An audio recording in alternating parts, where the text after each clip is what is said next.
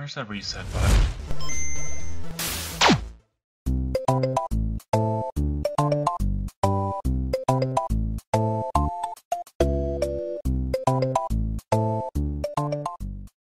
Hello, welcome to Devil's Advocate.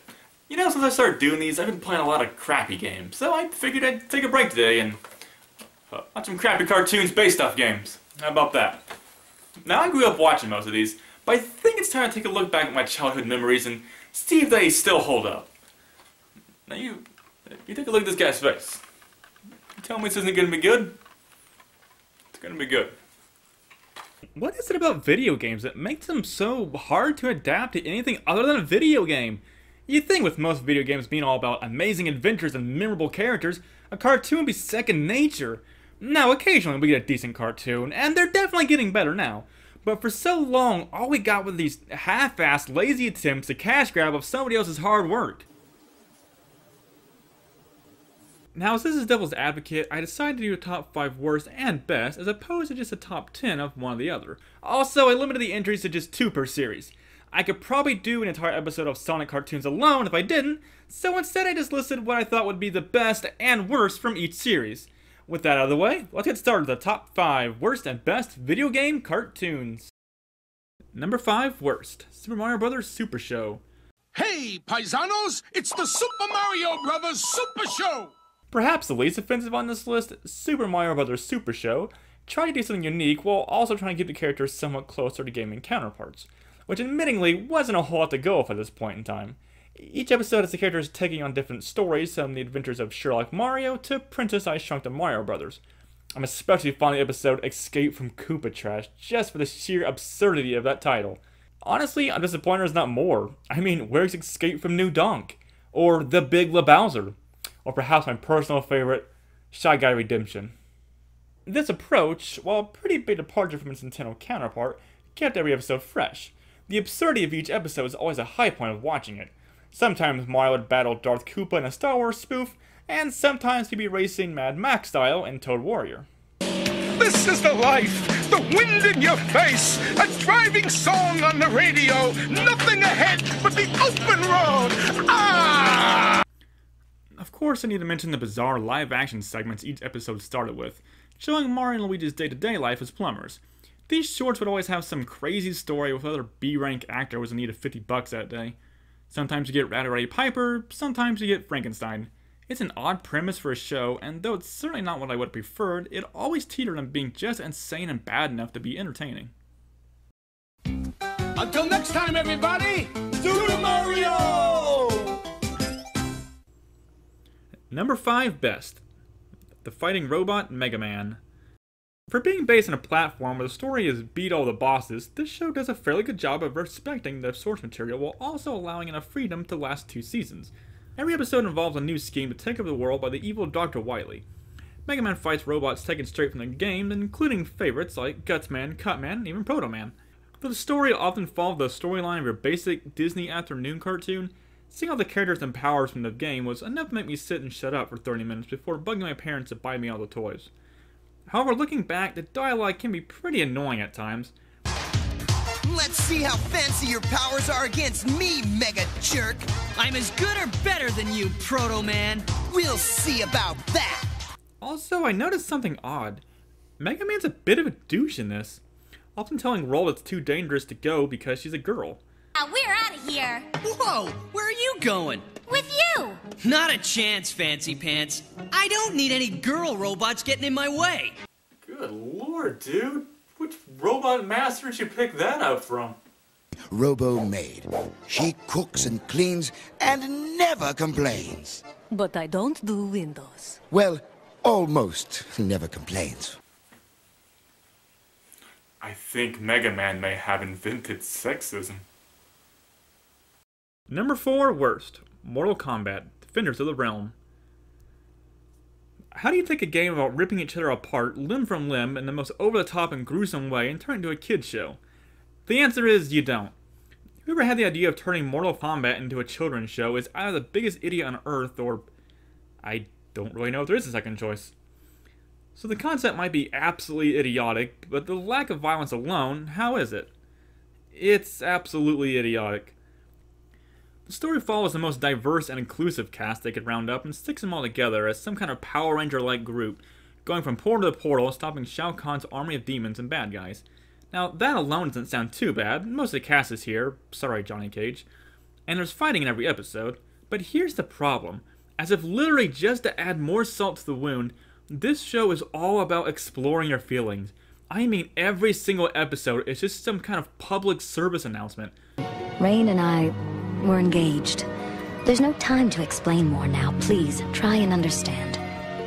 Why don't you come with me, Liu Kang? You do remember our oath. Yes, but you are an enemy of the Lin Kuei, so we can no longer be friends. No! Kick higher, girl! You gotta keep him off guard. Something like that, blubberbutt? Hey, don't you ever call me that! Guess we'll have to wait and see. You are no longer suspended. Don't worry, old friend.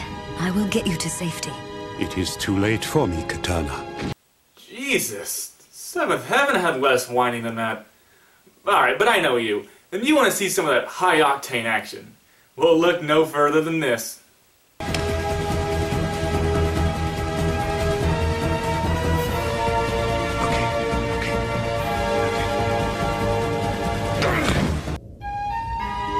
And to top everything off, the icing on the cake is the soundtrack. We all remember that kick-ass theme song from the movie.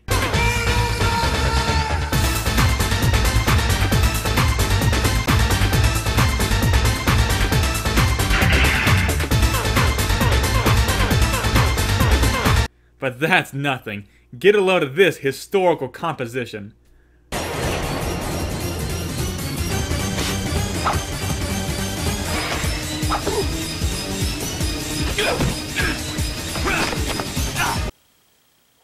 Now I have a confession to make. I'd never actually seen this show before doing this video.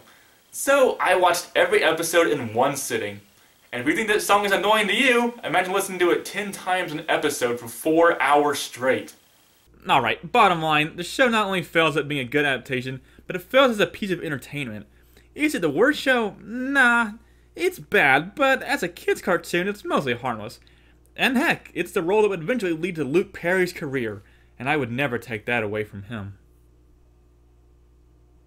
Number 4, best, Zelda. Alright, let's get this out of the way. Well, excuse me, princess. There. It's dead. The joke is dead. Now I know people like to pick on this show, and for good reason, but outside of how disappointing it is that Link doesn't have the personality of his gaming counterpart, return to the castle and tell that to my father, please.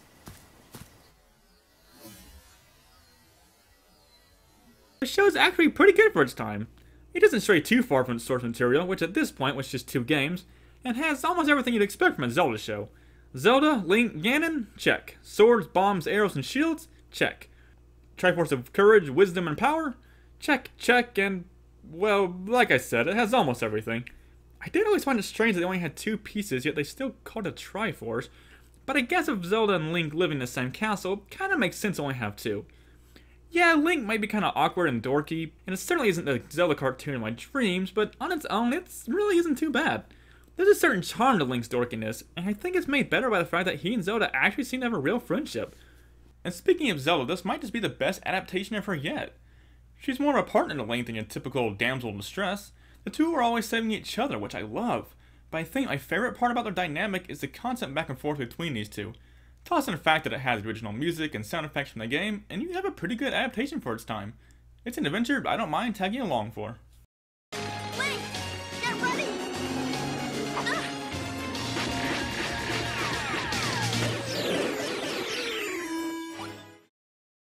Number 3 worst, Captain N Game Master. Oh, Captain N. Whereas most of his bad shows went and only ruined a small part of our childhood, he went that extra distance to try and ruin all of it. Let me tell you, if you think Link was bad, you haven't seen anything yet. Here, every character is some unlikable abomination. I mean, look at this. Simon Belmont, the badass vampire hunter, is turned into Johnny Bravo. Mega Man is green for whatever reason, and sounds like he's been gurgling sulfur. A pleasure to serve you, your worship. And Pit, sorry, I mean Kid Icarus, is by far the worst. Not only does his voice crack at every other word, but he decided to double down on the annoying. He does this weird thing where he ends random words with Icus. King over Hydicus, look! I'm too small to wrestle. If King Hippicus sits on me, I'll be Squashicus Maximus. Cause you know, that's a thing people do. Oh, and let's not forget the big baddie of the show, Mother Brain. Can you imagine, is this what you encounter at the end of Super Metroid? You're out of time, too! One human alone could never beat me! The worst thing about the show, though, is its complete disregard for its source material, which is really apparent because this show is nothing but a giant commercial for its source material. Like the scene in the first episode where they're trying to escape Donkey Kong. Captain N is constantly saying to trust him because he's played this game before. Okay, what Donkey Kong game did you play that has a volcano, piranha plants, and Donkey Kong in a bathtub? Because the one I'm remembering involved him throwing barrels at a pie factory. It really seems like the creators of this never played a game in their lives. Aside from that, the animation is poor and constantly riddled with mistakes, like the scene where they just switch who's talking halfway through the sentence. On the contrary, it works perfectly. The music is generic, and some of it's straight up taken from the Super Mario Bros. Cartoon.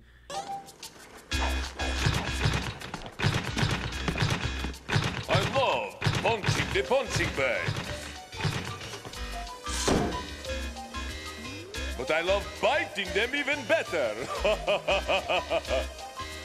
And as for the storyline, they're as generic as they come. Hell, the only reason Captain N even decides to stay is because he has some Vietnam flashbacks when his mom decides to ask him to do chores. Kevin, you better not be playing that foolish game. You have homework to do. And don't forget to take out the trash. On second thought, I guess I could stay just a little while longer. This is one game you should definitely skip. Number 3 best, Kirby. Right back at you.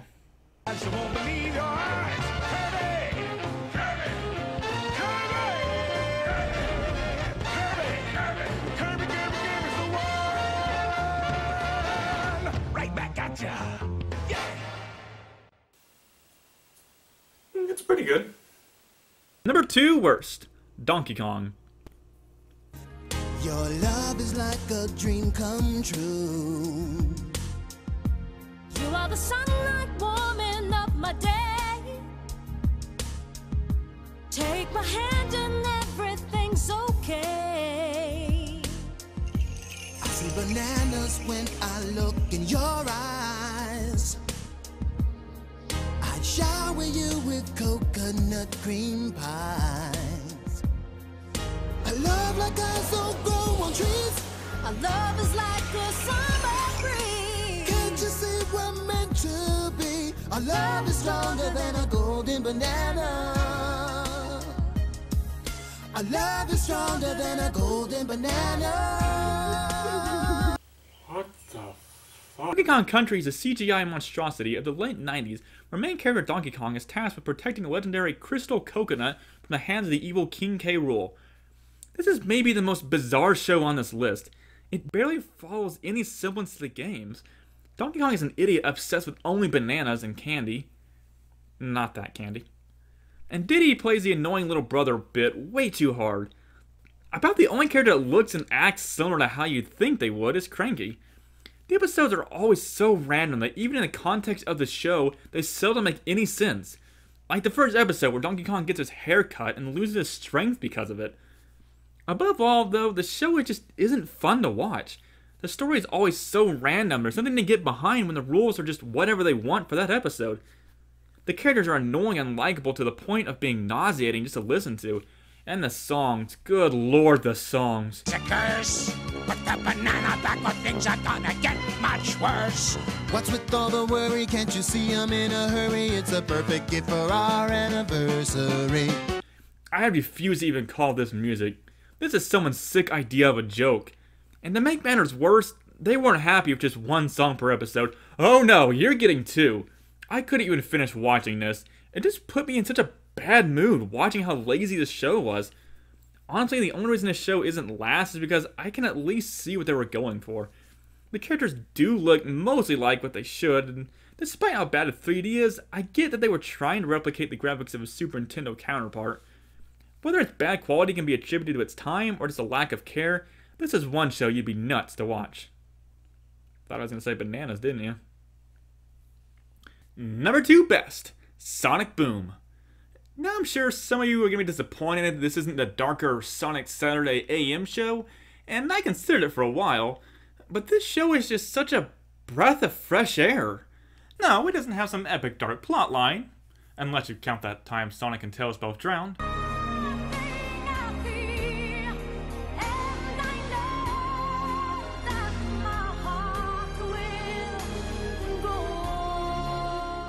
But god darn it, this show is just too funny.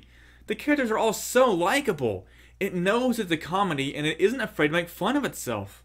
Look what I found at the flea market! Dude, is that Tomatopotamus too? That's the best one in the entire series! Tomatopotamus never worked in 3D. Game companies always ruin their beloved franchises. And they never should have changed the color of Tomatopotamus's legs. A lot of people were disappointed when Sega announced they were rebooting Sonic, complete with new designs, but I gotta say, it really works in this. Yeah, Knuckles is an idiot, but he isn't the Knuckles we grew up with, so it's easier to separate the characters we love with the new iterations. Perhaps the best thing to come from this new version, though, is Dr. Eggman.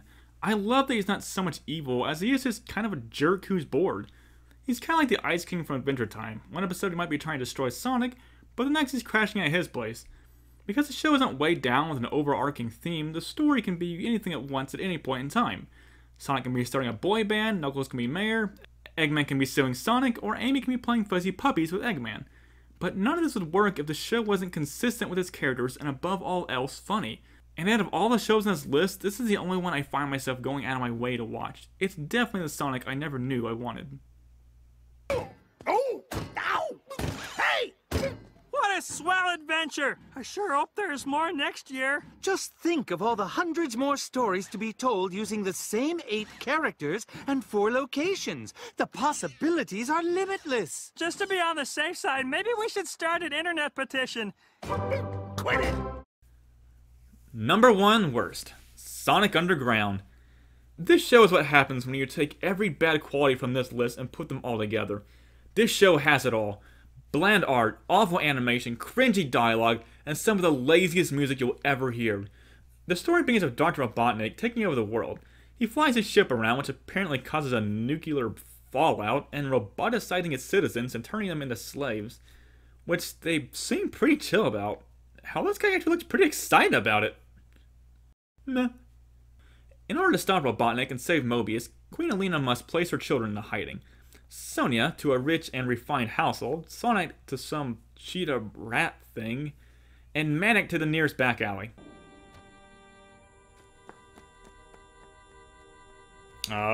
Lady, your baby is being taken by a giant mutant rat 20 feet behind you.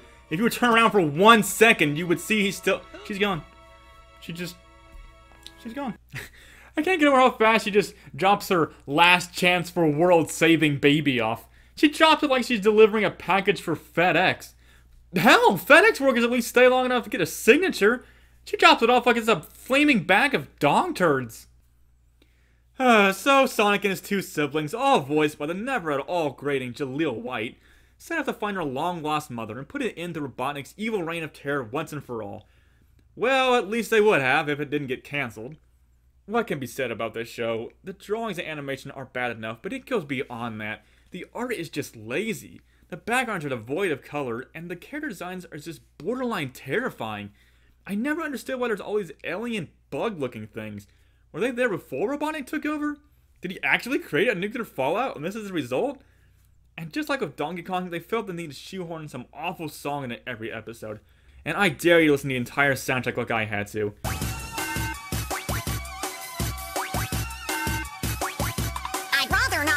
If I really had my druthers, especially with this prophet guy who looks just like my brother.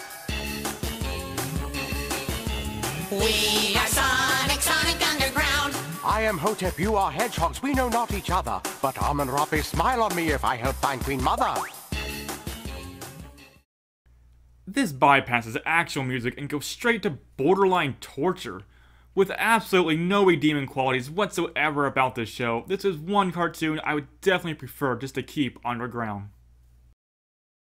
Number 1 best, Pokemon. And for the number 1 greatest video game cartoon of all time, you already know what it is. It's Pokemon. How could it be anything else? This show does what every video game cartoon should have done. It not only stuck close to the source material, in many ways it improved upon it. You already know the story, as you've most likely already seen it. Ash and Pikachu travel around collecting Pokemon gym badges to become the Pokemon Master. Joining them along the way are friends Misty and Brock. Along the way they come across people in need of help, oftentimes from Team Rocket, and it's up to Ash and the gang to save the day. This was the cartoon back in the day, and for good reason. The characters are endearing, the humor is great, it's drawn nicely, the story is exactly what you want it to be, and the music is very memorable. I mean, who hasn't rocked out to that theme song? By far, though, my favorite characters from the show are Team Rocket. I absolutely love these three. They are always making these dorky puns, and sometimes they do the most extreme things. Like the time Meowth dressed up as Hitler, or the time he offered to kill someone. Is she getting in your hair? You want we should take care of her? How could you not love that? These are just the perfect bad guys. They know they're the bad guys, so why not enjoy it? And can you believe this show started in 1997? That's 20 years old, and it's still going! Now, I don't really watch it anymore, and from what I've seen, it's definitely changed a bit. I mean, the premise is still the same, and some of the characters are still there, but the humor is pretty tame and clearly for kids, and the characters are a lot more generic than they used to be. Ash is always giving speeches about how to treat Pokemon like some kind of public service announcement. But while some things have gone down in quality, others have definitely gone up. The art is obviously better, and I do like that most of the fights have become more in-depth. They actually try to stick to the rules of Pokemon a little bit more, while also trying to adhere to the classic anime trope that you can always win if you try hard enough. Unless you're Ash trying to win the Pokemon League. This show had an undeniable impact, not only on the games themselves, but with their culture. There's no telling if Pokemon would be nearly as popular without this show being as good as it is. This is a show that I not only went out of my way to see, but it's something I revisited time and time again. And with no signs of slowing down, it's clear that this show really is the best, like no one ever was. Thank you so much for watching, and if you enjoyed this video, make sure to like and subscribe. Didn't see your favorite show on here? Write it down below what it was, and tell me what a terrible person I am for forgetting it. And with that, I'll catch you later. Mwah.